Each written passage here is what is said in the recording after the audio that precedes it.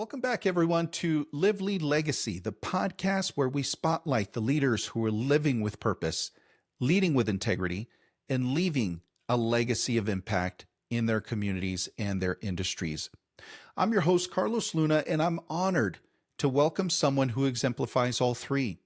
Sandy Avina brings over 2 decades of deep expertise in risk management, claims, and insurance, fields that are foundational to the success and safety of our public institutions. Currently, she serves as a JPA Claim Services Manager for California Schools JPA, but Sandy is far more than her title. She holds an MBA from Redlands University and a bachelor's in political science from the University of California, Riverside. She's also a certified mental health first aid instructor and a passionate advocate for employee mental health and resilience, championing wellness where it matters most in the workplace. In addition to her day-to-day leadership, Sandy plays a key role in shaping policy and best practices across the state of California. She serves on Legislative and Government Relations Committee for the California Association of JPAs, the Public Risk Innovation Solutions and Management Agency, and the California Coalition on Workers' Compensation, helping guide decisions that affect schools, public agencies, and employees across the state. Whether she's mentoring teams, navigating complex claims, or pushing for mental health awareness, Sandy is living her values. She's leading with vision and building a legacy of service. So grab your notebook, settle in, and join me in welcoming today's inspiring guest, Sandy Avina.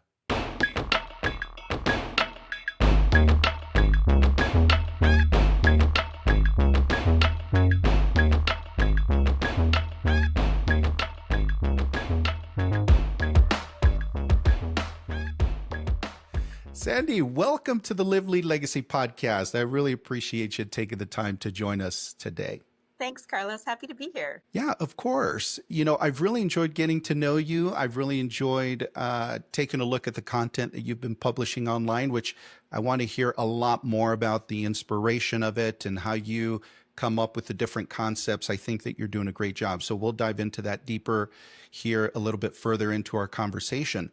But one of the times that I really enjoyed spending time with you on was in preparation for a recent presentation that you and I did together out in Las Vegas, Nevada, on the topic of mental health and leading coworkers and subordinates through mental health challenges. Was that something that was new for you at the time, or is it something that you've explored for a certain period of time? It was something that I've been passionate about for a long time, but at the time that we went out, I was just starting to do those presentations. I think one of the things that came out of the pandemic was a lot of awareness around the topic of mental health, but not a lot of things that were actionable. And there was definitely an opportunity there for leaders because, as we saw during our presentation, leaders are having those conversations with their employees. Employees are coming to them with the things that they're struggling with because things at home can impact them at work. And a lot of leaders don't know how to have those conversations, not because they don't feel the desire to help, but they're so scared of saying the wrong thing, of upsetting the employee. So I just think it was really important to share that message. And it's always exciting to find an audience that wants to hear that. I really enjoyed it. I'll tell you what, it opened up my eyes to the prevalence, I think. We were in front of a live audience, of course. We were able to engage with the folks in the room, really see their body language as we were presenting certain points of the presentation. And at certain areas throughout the discussion, some of the folks in the room started to get emotional, which I thought was very telling, right, of maybe some of the elements that they were experiencing at the time. And these were leaders that we were talking to. So it really just opened up my eyes to the importance, I think, of having not only an environment where people can have constructive conversations and support one another in the workplace, but also to have reliable training for our leaders to be able to address these types of issues and not be caught by surprise or not avoid these conversations because they feel ill-equipped. Yeah, I think unfortunately, sometimes the pendulum swings too far to one side. So there are a lot of leaders who are terrified of just having those conversations, mainly because they think, well, what if I say something that gets me in trouble? Or, I don't want to ask them anything about their diagnosis, or what if they tell me about their diagnosis? And it doesn't mean you can't have a conversation about how somebody's feeling, right? I think there's such, especially in the world of risk management and insurance, there is this fear of the liability and what happens if we have this conversation. But we have to remember we're still people. And it's important to still have that conversation. You could absolutely ask somebody, hey, I've noticed these behaviors. I've noticed you're not as engaged right now. You seem, frustrated or upset or disconnected. And I just want to make sure you're okay. And that doesn't violate any, regulations in terms of privacy, or you're not asking them for any medical information. You're just checking in on them as a person. And it's important for leaders to know that that's okay to do. I think a lot of times those conversations don't happen just because they're scared. Nobody's walked them through what's appropriate. Yeah, it's fascinating to me just how comfortable different people feel about having those types of conversations. So certainly feeling equipped, feeling like how to approach the topic, I think will help leaders better engage their employees and better lead through it. I'm always curious in these podcasts, Sandy, about how my guests become who they ultimately become. Right now, you're still very young. Um, I'm curious about your upbringing. I'm curious about your childhood experiences. Was there anything in your childhood that maybe inspired you to really dive into the subject of mental health? Tell us about young Sandy. What was she like? I see you as an individual that has such a great balance between, the intellect and the humor side of you. And I love to see that play out on social media. Tell us about young Sandy and what she was all about. Young Sandy was definitely a people pleaser, as some kids tend to be, right? You're rewarded for achievement. And for me, I wanted to be an easy kid for my parents because they were already struggling with so much. When I was growing up, I was always taught, you have to go to college, that's important, but only because it provided stability. That's what I was told, right? You go to college Mm. because it gives you a good economic opportunity to support your family. So I did all the things that I was supposed to do because that was the responsible thing to do. And nowhere in that time had I thought, what do I want to do? It was more of, this is your role. This is your role in Mm. the family, and you have to, stay aligned to your role. And I was the eldest daughter of an eldest daughter in a Mexican family. So that was very much ingrained in me that you have a specific role that you play. Yeah. So when I was young, I wanted to be, easy for my parents. I didn't want to cause them any more concern than they already had with things just in life, with trying to pay the bills and trying to make ends meet. And my parents got divorced when I was very young, and it was a very contentious divorce. I was very aware Mm. of all that when I was a kid. And I just thought, like, oh man, they got a lot of things that are going on. I don't want to be one of those things that they're worried about. So I was a good kid because that was important for me to do that for them. And going to college and following that path, by the time I graduated, I really struggled with, well, what do I do now? Because I did all the Mm. things. This is what I was supposed to do. And I had never really stopped to think, but what do I want to do with this? What am I going to use this opportunity for? This was just a step along the way of somebody telling you what to do. And by the time I finished college, my parents were like, I don't know what you do because we didn't get that far either. Like, we just finished high school and they were both blue collar workers, right? My father was a diesel mechanic for the railroad, very dangerous work. And my mom worked at a grocery store as a checker, and she did that her whole life. So for them, the idea of really just working in an office, like, oh, air conditioning, Monday through Friday only, no holidays or graveyard shifts, you've made it. So I had no real aspirations for leadership early in my life. Mm. I had just aspired to fulfill the expectations of my parents. And then once I had done that fairly early on, they were like, well, figured out you're on your own. And I really struggled with that because I thought, well, you did all the things. You're doing good now. You did all the things. And it worked out in my favor only because by the time I graduated college, and I wasn't sure what I was going to do, uh, insurance is an industry that is always hiring. Even 20 years ago when I started, they were hiring, and they were also an industry where they said, You don't need to have any background in this. You don't even need to know what it is. Just come in, we'll teach you everything. And that's how I started on my path, is they were hiring for claims adjusters. I had heard of work comp. I had no idea really what it was. I didn't know what a claims adjuster did, but they paid you a salary and it was, you were in an office and it was air conditioned and Monday through Friday, no holidays, no graveyard shift. That was success according to my parents. So I took the job and I thought, hey, I made it. This was the goal, right? I love it. Sandy, you mentioned earlier, you talked about how you really worked hard to be, you know, the child of least resistance, right? You were the easy child. You were the responsible one because you were the eldest. Um, what types of behaviors do you think that cultivated in you as you grew up, as you went into your college years? Were you adverse to change? Did you embrace change? Were you adverse to risk? Did you play things very, very safe? What types of traits do you think that feeling that way really influenced in your life growing up? Oh, very, very, very risk averse.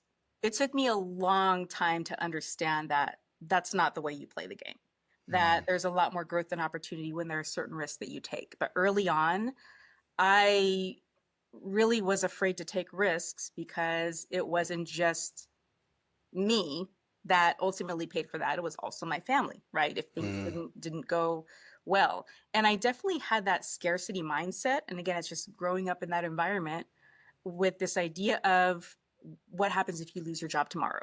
Like, what are you going to do? You have to have a plan B and a plan C and a plan D. You have to have all these contingency plans. So I was definitely one of those people who had planned for all the different scenarios. What am I going to do if this happens? Which is not a great state of mind to be at that in, because it can be very stressful. And that really led me Right. down to learning Yeah. firsthand the mental health aspect. But when I was young, things like entrepreneurship, terrifying to me. I never would have even considered it because, again, my parents taught stability. You wanted stability. They had already experienced what risk was like in their world. They wanted stability, and that's what I was taught. So that's what I held as a value for a long time. And it took me a really long time to understand that just because that was true for them and what they were going through at the time doesn't mean that's true for me in my career now. It's really interesting that you talk about just being adverse to risk and how sometimes we limit our potential because of that outlook. I recall before I became a business owner, I recall thinking to myself, I would rather have, the small, consistent paychecks, right? At least I can count on those to not change. At least I can count on that reliability of income, even though it was a lot more modest, right? Than maybe being a business owner where you are betting bigger on yourself, you're betting on your performance. And there is a certain level of calculated risk that comes into that, but the payout could potentially be bigger, right? So your paychecks could be bigger, although you may have to skip a paycheck every now and then as a business owner to make sure that the bills get paid or that everybody on your payroll gets paid. But you're well aware of those risks, and it's interesting how our mindset sometimes can shift back and forth, right, based on our tolerance for that risk. So I appreciate you sharing that. Was there a pivotal moment in your life as a youngster, maybe in your college years, Sandy, that you feel that you can look back to and say, man, that experience really had a big role in shaping the way that I lead today? In other words, was there an experience that really carved the leadership style that you now embrace today? I think for me, it was the leaders who were understanding when I was going through difficult times in my life. Both of my parents, they had their careers in a time when there really wasn't a lot of empathy in leadership. That Hmm. wasn't something that was valued. So they did have moments where they feared for their job security and couldn't be there for family moments, or there was no concept of work life balance, right? So for me, when I had something difficult or I worried about what does this mean for my job? Are they going to think I'm a bad employee because I need to take time off or I need to be there with my kids? Having those leaders who understood that and told me that, like, no, that's okay. That's important that you're there with your family. That was the first time I think I realized that that was okay. And it really shows the impact of a leader, just to have a little bit of empathy and to care who you are and what you're going through outside of work, right? Mhm. And that experience really stayed with me because people have their lives, and who you are outside of work doesn't end just because you clock in. What happens to you outside affects you at work and vice versa. So it's important to make sure that you do care about the person as a whole, and having that experience and having people who were empathetic. And I recognize I'm very fortunate to have that early in my career because the path may have been very different if I didn't. But having that experience really told me, oh, like you make a real big impact on somebody's life when this is how you lead. It's so funny you talk about how our personal life doesn't stop being our life the moment that we clock in. I'll tell you a story. When I was younger, I was a superintendent for a trucking company. I won't say the name because it's a very, very well known company out there. And I'm sure if they're watching this, they won't be happy that I'm sharing this. But I was in charge of managing a group of truck drivers, semi truck drivers. There's maybe 30, 33 of them, 33 of them that were on the team, along with overseeing the warehouse, overall warehouse productions. One day coming in, we do our safety briefing and I go to my office and I'm getting ready to take a look at our logs to see basically the workload for the day. One of the drivers barges into my office like a bat out of hell, just angry as can be. It's like 6 in the morning. I'm thinking to myself, what in the world is wrong? Like we just started, right? Mhm. So the guy comes in and he starts just unloading, just yelling about stuff that's going on, inside the department. But I can tell that there was something else bothering him, right? And at the time, I was like in my mid 20s. At the time, I hadn't had my coffee yet. The morning got off kind of shaky with this situation. And I literally told the guy, I said, John, I want you to step back outside my office. I need you to compose yourself.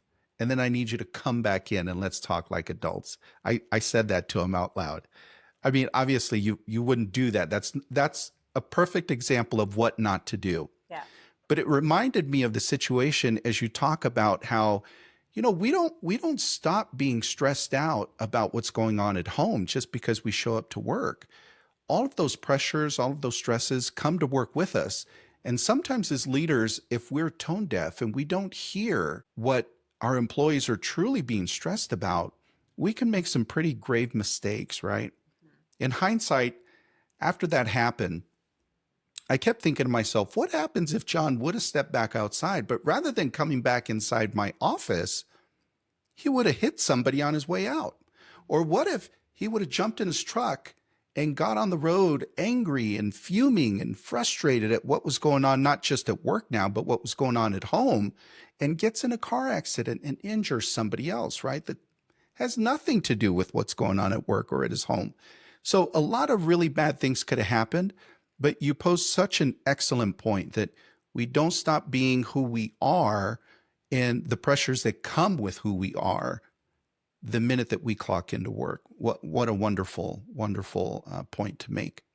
So as a young person, right, I picture young Sandy, in her awesome, safe situation at home and at school, right? You're just, I see you skip into class with your books in hand and everything is great.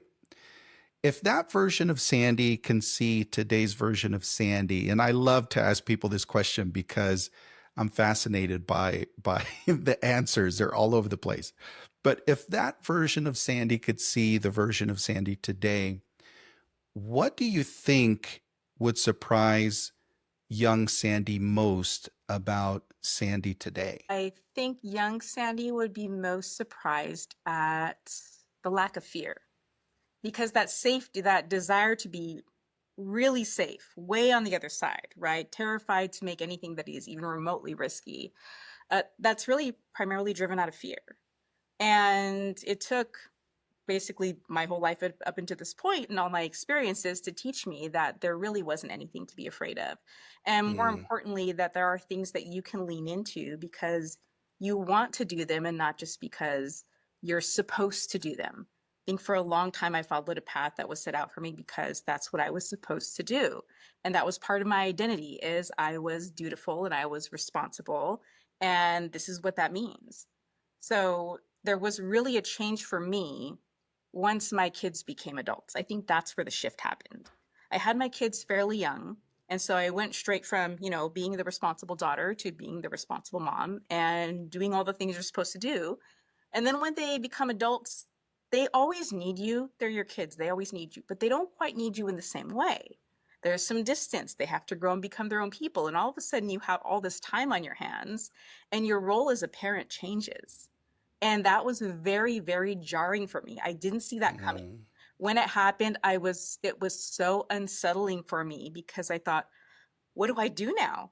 I knew what I was supposed to do when they were little, and now I have all of this time and I don't know what I want to do. Just the idea of asking myself, what did I want? What did I want the next decades of my life to look like? I had no idea. I had never really stopped and asked myself that. mm, And it was probably a question that, looking back, and I tell my kids this now, really think about the kind of life that you want. And that can change as you age, right? So the kind of life you want in your 20s can be different in your 30s, can be different in your 40s, 50s. That's okay. But ask yourself that question of what you want it to be and not just what you think it's supposed to be or what other people think it's supposed to be. So that would probably be the thing that young Sandy would be surprised at is she thought there was a path and the path was linear because that's the only thing she knew, mm. and that the path is not linear at all, and that's okay. Gosh, as I hear you talk, I just, I think a lot about my own relationship with my older children. I've got a 23-year-old and a 20-year-old getting ready to turn 21, and we're having a lot of conversations about that, what that 21st birthday will look like. Of course, there's a lot of back and forth going on, as you can imagine.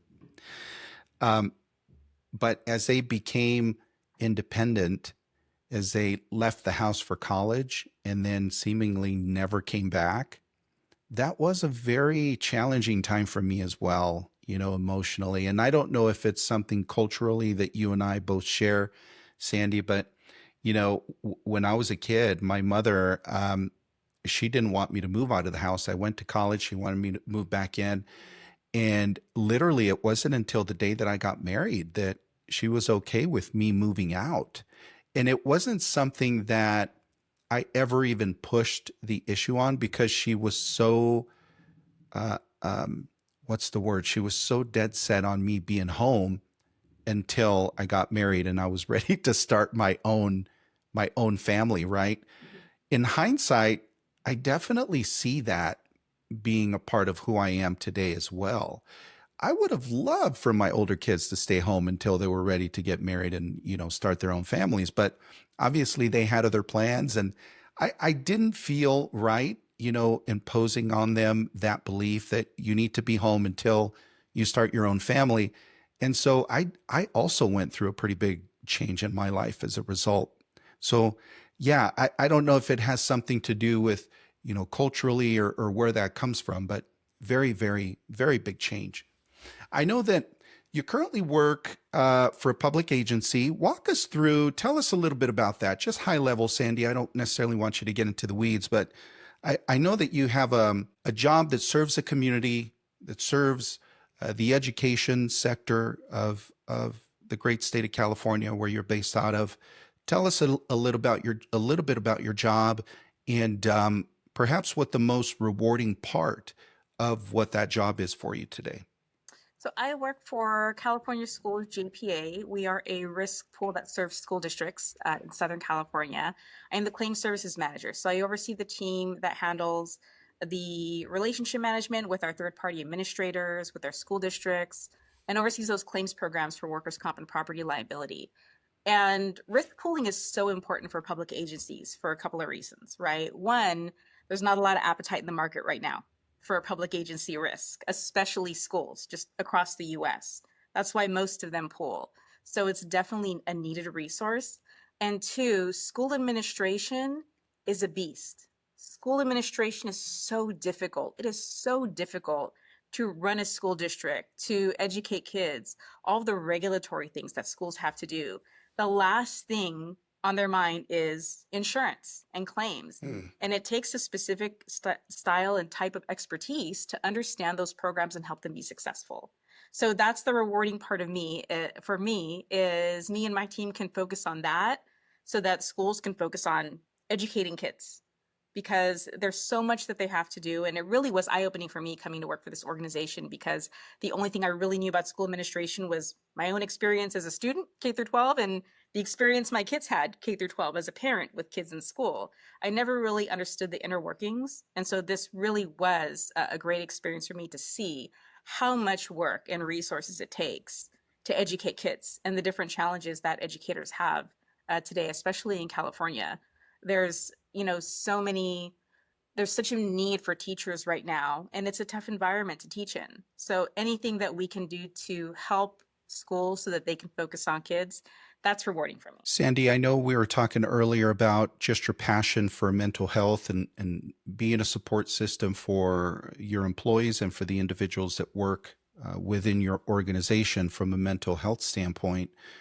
What type of overlap is there in working in a public school system setting with mental health? Is that a skill that comes in handy for you to have with your team? What type of overlap is there with the two elements?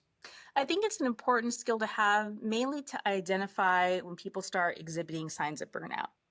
And that can be anywhere from an employee who is struggling to recover from an injury because they have their own mental health struggles, things that they're struggling with on their end that are impacting their recovery. It may be somebody that we work with at our school districts who is trying really hard to get a million things done because they wear multiple hats, which is really common in public agencies, by the way. It's not like you have one person who handles risk management. They're handling risk management and 12 other things. So that burnout is real for them, as well as how that impacts our team internally. So it's important to just make sure we keep that top of mind, look for those signs, making sure we're engaging with people and that they know that we care, that we're checking in on them to make sure that they're okay and having that dialogue and those conversations. And I think most importantly, the fact that it's okay to be vulnerable. It's okay to say you're having an awful week, you're having an awful day, you feel like you're stuck, you feel like you're struggling. And it's important to make sure that we are normalizing those conversations, because I'm not a fan of, toxic positivity. The minute that somebody says they're struggling, sometimes there is this desire from people to say, well, oh, don't worry, it's going to be better tomorrow and everything's going to be okay. But you don't know that. So it's okay to just sometimes sit in that discomfort with them and be there and know that you can't fix it, but at least you're there and you're acknowledging how they're feeling. So for me and my line of work and my team and who we interact with, that's really important. As I think about mental health, as I think about, the education setting, and then I overlay, right, some of the support that your team offers in the claims area anyway, I can't help but think about the mental health of the claims examiners and the claims workers themselves. So you've got two sides of the coin. You certainly have, the claimant side, right? The injury side or the liability side. And then you also have the defense side. You have the employer, your side, your team side. Has there been a situation, Sandy, and I don't want to put you on the spot here, but has there been a situation where you thought to yourself, gosh, we really need to do more to support our own team members' mental health after dealing with some of the maybe claims that they're having to manage on behalf of the school systems that you all support? We definitely have those conversations because sometimes we can see claims that are really difficult. And I think this is generally in claims across the board, especially when you're dealing with physical Sure. disabilities, when you're dealing with injuries, some of the stories that come out of stress claims, things that people are experiencing, it can be really rough. So it's important to make sure that we're having those conversations of, how are you doing? Are you okay?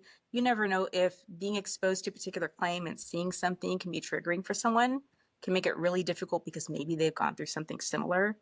So we're always kind of very aware of the impact that that has, and also the impact for the employees. Like I ask our TPAs all the time, for the adjusters, like, how are they doing? Are they okay? And if there's anything that we can do on our end to help with that, because we understand that sometimes things come up with life. Maybe that person needs more flexibility, or maybe that person is struggling right now. If we know that, we can try to help supplement so that we're supporting them. I wish that our industry in general would take a look at that a bit more closely, to be quite honest, Sandy. I feel that, we speak ad nauseum about compassion for the injured party, for the worker, right? And for the claimant side. But I don't think that there is enough dialogue that we have industry wide about the type of mental health support that we can offer our own teams. Now, granted, that would come at a cost to our system. That would come at a cost to our organizations, right? To the carriers and to the TPAs and anybody who might be self-administered, right? That would come as a cost to them. But I wonder what the trade-off would be if they would have a more productive workforce, if they would have a more engaged workforce by providing these types of mental health support systems for, what I would consider, in some cases, pretty dramatic claim settings, right? Uh-huh. I really wish that our system would have more conversations about that.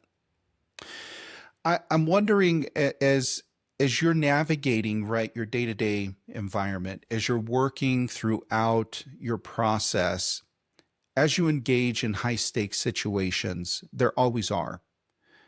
I'm curious if you have an approach, Sandy, that you can share with us that you employ whenever you're facing these high stake situations, and how you approach decision making in those settings. Do you have a formula, or do you have an approach that you employ to make sure that you come to, a decision that you feel is going to be the most beneficial for that situation in a high pressure, high stakes situation?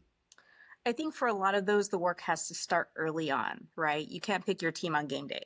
So you have to establish that trust with all those stakeholders way before that high stakes, high pressure situation occurs. Otherwise, it doesn't work. So you always have to be depositing into what I've heard referred to as the trust account. You make deposits into the trust account. You build that because sometimes in a high pressure situation, you have to make a decision that is unpopular. You have to make a decision that perhaps a client or a partner is not going to like. And in order for you to maintain that relationship, you're going to have to withdraw from that trust account because now they're unhappy. But that means the deposits have to be there. You have to have enough to withdraw from. So that's first, is the trust building that has to happen way before. By the time it is game day, I think it's important that in that trust building that you've done a lot of listening to know that you are making the right decision. I think that's important. We all have an idea of what a solution is when a problem arises, but we only know what we know. And it's really important that, especially in our world of insurance, and basically anything that's a niche, we have a little bit of what I call like the curse of knowledge. We are so in tune to our niche that it's hard for us to imagine anything outside of that, any perspective outside of that. We see ourselves as the experts because we've been doing this for so long. I've been in this industry for X amount of years. I know how this goes. I know what the answer is. But there's nuance in everything. And if we're too certain, that means we're not going to be open to hearing ideas from other people. We're not going to be open to the fact that maybe we're wrong. So I always have to go into any situation, high pressure, high stakes or not, and tell myself, am I too married to my ideas? Am I still open to hear what other people have to say so that I can take that in? Because if you come in and you're certain and you're not hearing people, sometimes people shut down. And you don't want that, because once that happens, there are some people where if you shut them down once, they're never going to open up to you again. So that's, you've damaged that relationship to that point where you might get along, you might work together, it's fine. But they'll think, well, I tried to bring you an idea before and you said no, I'm done. They've drawn that line. And now you miss out on that feedback and that input. So I think it really isn't so much a what is done at that moment in those high stakes situations, but all the groundwork that you're doing before that, that helps you on game day when you have to make that decision. Sandy, as you have navigated the education sector in your day-to-day work, is there an emerging risk or an opportunity that school districts or just educators in general should be paying more attention to in 2025 and beyond? Is there something that, in your opinion, we're not spending enough time on here, and this is really going to come bite us if we don't dedicate more time and resources to learning more about this risk or creating mitigation for this risk? I think there is, but the solution is really, really difficult. So, one of the things that's really coming up, especially post COVID, is escalating behavior from students. It has been the worst that I've ever seen. And there's a variety of factors that lead into that, right? But that escalating behavior means you're seeing more fights between students. It means that you're seeing more physical altercations between students and teachers. So we see that on the work comp end. And the challenge there is that there are lots of different things that cause that. And one of the things that schools can really employ is behavioral threat assessment. And there really aren't a lot of resources for that. There is a need for behavioral threat assessment, but there is a big question in terms of who does it. Is it the school counselor? Is it the school resource officer? Is it the psychologist? And sometimes you have districts who lack resources for any of those things. So who does that work? And Hmm. unfortunately, that's how some of this behavior gets worse or doesn't get addressed, is because there are no resources for that child. And even if you do have the resources for that child at school, it doesn't mean you have resources for them in their home life. So schools are really a challenge because of all of the factors at play. But one of the things that I would love to see is resources for schools to address that escalating behavior. And again, I say resources specifically because I think we're already in this pattern where every year there's new legislation requiring schools to do more. Because from an idea standpoint, like, yes, why wouldn't we want to do all these things for our kids? Let's do more things for our kids. But there's no extra resources to do all these extra things. So guess what happens? Everyone gets overextended. And that just means everything else gets a little bit of less attention because we keep adding to the plate and we never take away. So behavioral threat assessment is definitely one of those things where I think it's really important for schools, for workplaces across the board, to be honest, because very few workplaces have teams that specifically address behavioral threat assessment.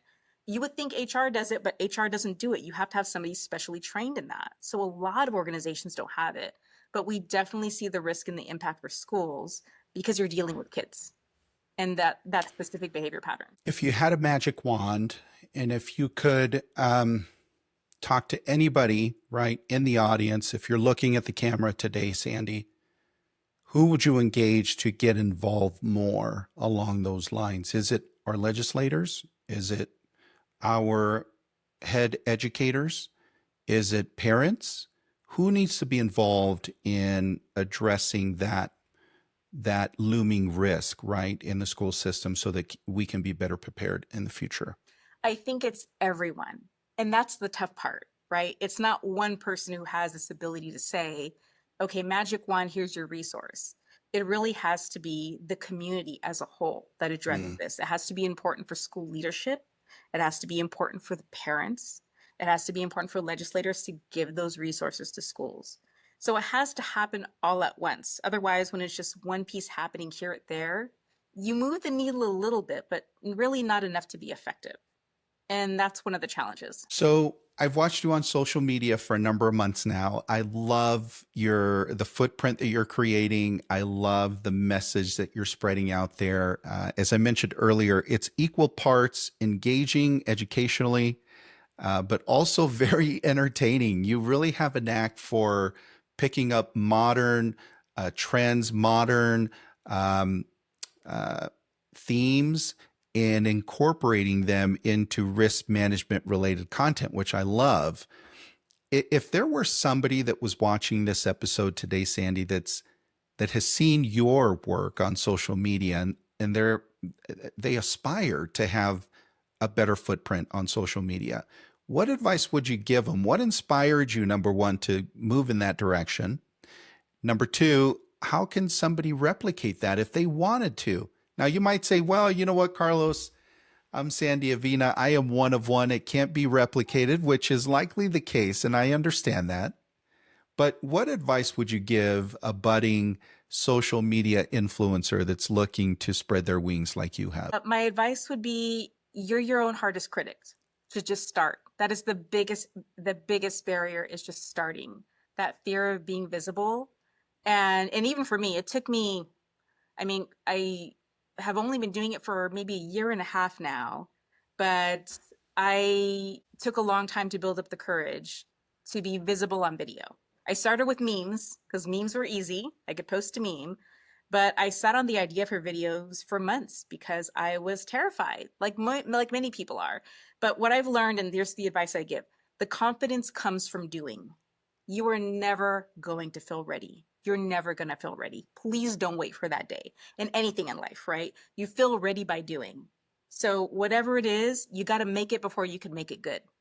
So however you want to show up on social media, if it's text, if it's images, if it's video, you got to start doing it, and don't worry about the quality. All that will come later, but the confidence comes from doing. So be okay with putting out some funky videos initially. They get better is what I'm hearing you say. Yeah, and again, we're our own worst critic. I've had people tell me that they want to do video, but they're like, "Oh, I take videos of myself, and I feel so awkward." And I'm like, "Yes, you're gonna feel like that in the beginning. You absolutely will. That's part of it. You're the only one who sees that and thinks it's awkward. Everybody else just sees a video. You're the only one who sees it that way. So sometimes we are our own barrier because we're our harshest critic." I can definitely relate to that. I absolutely. It is an awkward thing to do for sure, but the byproduct of it is, lots of inspiration for others, and uh, you're able to help people learn right through different mediums. So the byproduct is great. It's getting over that awkwardness. So that's great advice. So let me shoot at you a couple of rapid fire questions. Are you okay with that? Are you I'm ready. game? Yeah. All right. So first question that I want to know, because you're such an intriguing individual, you're definitely someone that is rising very, very quickly. Your star is rising very quickly in the space of insurance, which I love to watch. What's one leadership mantra or a quote that you live by? Is there something that just is the wind beneath your wings, Sandy, and man, that just makes you go every time you read it or every time you hear it? So I have a quote that I think of a lot, and it's not so much inspiring, but it guides me when it comes to communication. And it's a quote that came out of a book called The New CEO. And I apologize because I can't remember the name of the author, but it's called The New CEO. And the quote is, "As a CEO, there are two things that you're never going to get. You're never going to get served cold coffee, and you're never going to get the whole truth." And so I remember that because as you move up in leadership, you are further and further from the people who are rank and file who are doing the work. And sometimes people are afraid of delivering bad news or a negative message. So by the time that information gets to you, it can be very heavily filtered and not an exact representation of what is happening. So I think about that all the time when it comes to Mm. decision making. I think about that in terms of leadership, of what can I do to make sure I understand truly what is happening? What am I doing to create relationships where people can be comfortable being honest with me? Because otherwise, you're going to be making decisions with partial information. And just like you mentioned before, with these high stakes, high pressure situations, you do not want to be making the call when you've had heavily filtered information, right? Because then you're not going to make a good call. So I think of that quote all the time. What am I Mm. doing to make sure that I am trying to get as much of the truth as I can when I'm talking to people? So, conversely, along with that quote, Sandy, is there a book or a podcast or an educator that has really had a big influence on how you lead, on your style of leadership? Besides me, of course, and the Live Lead Legacy podcast, is there another podcast that you would say is a close second that has been a big influence on the way that you operate? There is a really great podcast called Coaching Real Leaders by Muriel Wilkins. It's I think it comes out of Harvard Business Review, but she does a phenomenal podcast where she basically sits down with leaders and has this in-depth discussion of the things that they're facing. And it almost sounds like a therapy session, right? But it talks about the challenges they face in the workplace, and every episode is kind of a different challenge. Maybe somebody who is struggling in their role, struggling to communicate, or maybe there's a new board, or there's been an acquisition, or you're taking over a new team who doesn't trust you yet. So it is a really great podcast. I recommend it to everybody. Again, it's called Coaching Real Leaders.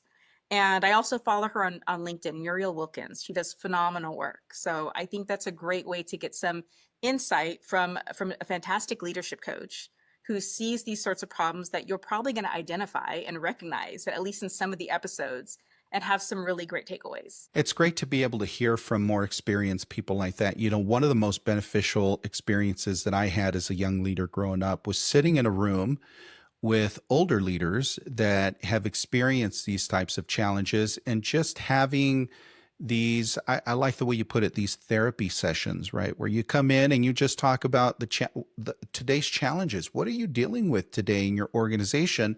And how can we help you, attack it? How can we help you navigate that as more seasoned leaders? Definitely a very bright spot in my leadership trajectory, learning from other leaders. I look for those opportunities as often as I can, right? So this podcast sounds like a gem. I'm going to have to look it up for sure. You're a very generous individual, Sandy. I know that you give a lot of your time to different educational institutions, different organizations that ask you to come in and speak. You do a phenomenal job in giving of your time and certainly of your talents and the skills that you've acquired over time as an educator and as a speaker. If you had to think long and hard about it, right, what is the type of legacy that you hope to leave behind?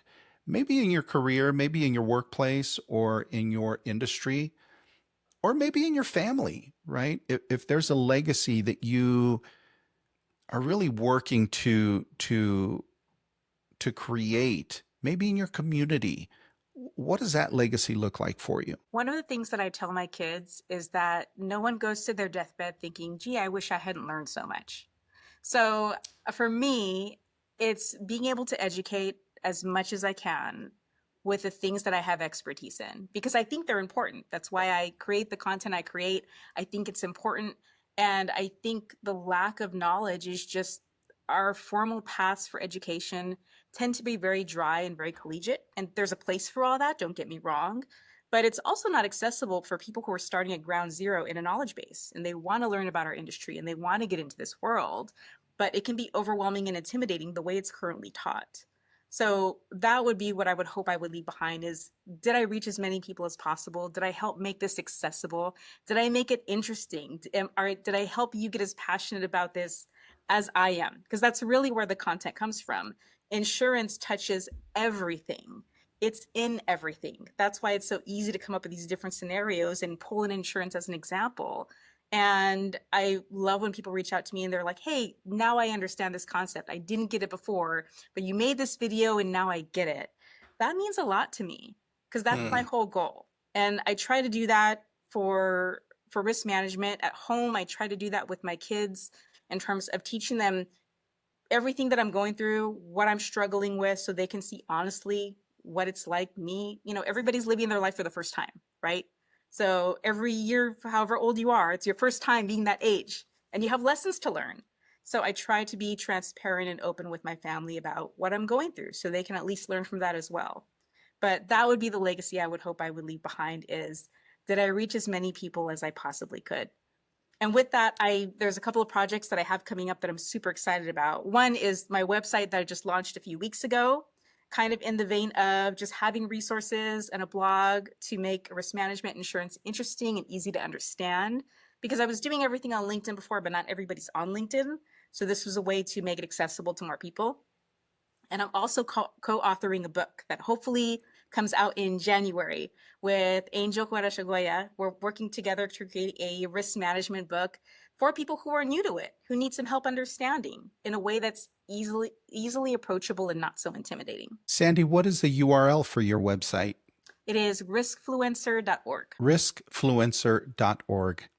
Fantastic. We're going to take a look at it. The last question that I have for you as we're concluding our conversation today is, you know, there are a lot of young aspiring professionals out there that you know, have aspirations of being in a leadership position someday, right? And having a team to lead, maybe having their own company to lead. The climb to leadership is a steep one, and it's a tough one. It's a lonely place to be at times. What advice would you give to those young professionals that are looking to pursue a leadership path based on your own experience, what jewels can you give them today just to help them stay encouraged, stay focused, and really believe that they can accomplish it? I would tell them to ask themselves why they have those aspirations. I think that's really important. I think there are people who get on the leadership track sometimes because they feel like that's just the next step, it's the next rung in the ladder. But if you go in not really understanding what it is, and that it's very much people focused, it's very much relationships and trust building, then you may not necessarily want it.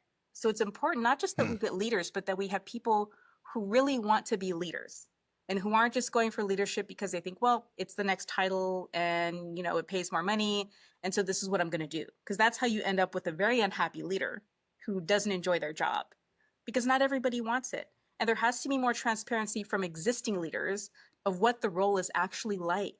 So at least the next generation can understand, now I understand what it is. And yes, I still want it. Those are the leaders that we want, because then they truly understand what they're getting into and their desire to work with people and what it's going to be like. And then they're going to be all in. And you're not going to have leaders who follow the path because they didn't know where else to go, but they're also not committed as leaders because this was just a rung on the ladder and their heart's not in it. Well, I really appreciate your heart, Sandy, and I appreciate your time. Thank you so much for joining us today. Thank you so much for having me. This has been great. To our general audience, you can connect with Sandy on LinkedIn by clicking on the links that we'll have in the description section of this podcast. We really appreciate you joining us today on Live, Lead, Legacy, where we explore the stories, strategies, and successes that inspire leaders to leave a lasting legacy. If you found value in today's conversation, don't forget to subscribe, leave us a review, and share this episode with someone who could use a little inspiration on their leadership journey. Please be sure to show your support to the channel by visiting and purchasing an item from our store online. Your gesture will go a long, long way. For more insights, resources, and updates, follow us on all of your major social media outlets like TikTok, Facebook, Instagram, and LinkedIn. Until next time, remember, live with intention, lead with impact, and build a legacy that matters.